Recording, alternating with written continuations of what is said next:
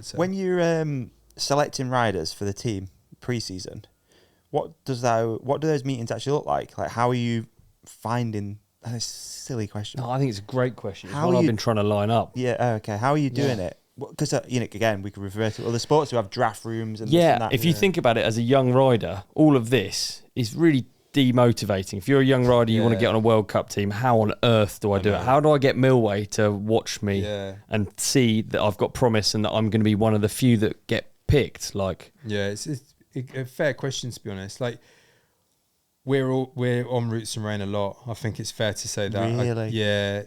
And Greg, we're looking at riders from different countries, and there's some UK guys that I got my eye on for sure as potential talent. I work with some really good youth riders, and for me that's a big part of it. I'm really passionate about continuing that youth development, because that's the pathway to a World Cup team, and preferably we want first dibs sort of thing. I'd love to think that we could take a rider all the way through.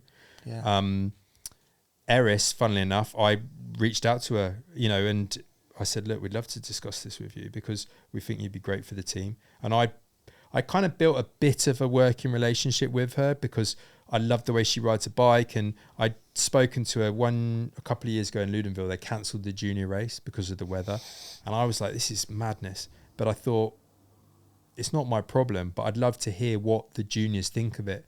And I found Eris in Ludenville, and I just said, well, are you happy they've cancelled it? As a junior girl, is it sketchy? Is it too, are you sort of, phew, I'm glad they've cancelled it. I feel safer. And she was raging they hadn't done it. And I was like, wow, this girl knows what she wants.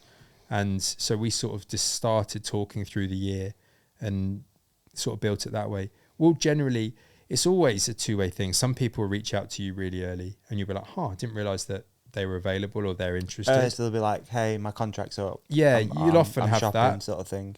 And I was receiving a lot of emails, and it was really tough because it's a musical chairs thing, and there's like one piece of the puzzle has to fit before something else. And I was trying to keep everyone up to date, because to me, you just want to be fair. You want to say, look, at the moment, I can't do anything, but please bear in mind, we're going through this process. And it was good to get these things worked out in the end. And I think we've got to a really good point. And then with someone like Lena, I was actually introduced to Lena through Fox. I've had a good, working relationship with the company for ages. And, their head of marketing at the time said, we've got this, young girl that could really do with some guidance, and we think you'd be the right man to help her. And that started that relationship. So it's these things, it's always just discussing it and just, is the rider going to fit for the team? Are they the right sort of character? How's it going to be?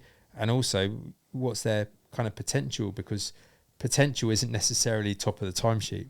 And that's something that you've got to bear in mind, don't you? Yeah. That's a cool thought. Yeah. If it's not the top of the timesheet, what other stuff would you be looking for? I think you'd be looking for how they've got to where they've got. Like, it could be anything from their family, how supportive or not they are, or their location. Are they in a place that can really help them ride and train and actually access the good trails? Is it something they've just recently started? Because don't forget, these, they could have been doing any other sport. They could have been a gymnast, a footballer, or this or that, and they just picked up bikes and got into it. So you've got to understand that if they've grown up on a bike since age 4 and they've been doing it religiously and got to a certain level, you'd expect them to be ahead of someone who's joined later, but maybe they're further up to their potential ceiling versus somebody else. So there's a lot of things that you sort of, reach the ceiling. You reach the ceiling, yeah. Do you again? If we use like English football as an example, you have scouts. Yeah. We're watching Sunday League or whatever they do. Yeah. Is that something that you'll make a trip to go? Look at talent. Yeah, absolutely. Yeah. So IXS Cup races, that was for me a really interesting thing to go to, because there were riders that I hadn't heard of. Yeah. There's a new Cube Junior who's incredible and he performs so well. And I was like, I don't know who this is. And, I knew of some of Lena's competitors from obviously discussing her racing with her, and then you get to see them in the flesh and you're like, oh, I see. Because again, if you've got someone who's very tall or very strong at 15, you'd probably bank on them being a high performer versus the same skill set, but much lighter. Yeah. So again, if you've got someone who's developed really early, they're probably going to be further ahead than someone who's still got that development to come. So they all play a part. I think that the problem is this, I'm away an awful lot. Like I feel as though I'd love to do everything, but I could be away there's a national race this weekend, for example. I'd love to be there, but I love the thought that there's, murmurs in the paddock or in the pits. It's a scout here from Norco. Yeah. So sick. Yeah. But you sometimes, like at the IXS, for example, you are getting people coming up. You know what I mean? They're like, keep an eye on me, number 75. Like, I will. Or the parents. Yeah, exactly. Exactly. I'm telling you, mate. Next big thing. He's 40. Yeah. He ain't got it. Mum, stop talking to Milway. It's embarrassing. Alan. Okay. Okay. Hey, man, what an episode that was. You did amazing in it. And so did you. You shone like a star. You shone like a moon. Can we also put something up here that you can click on for the next episode? How about we put a subscribe up there in the middle? Yeah, We're going to put a video we think that our lovely companionship will love Yeah. on your face. On my face? Yeah. So And they on can't see me now? Gone. And on my face, another video that we think people will love.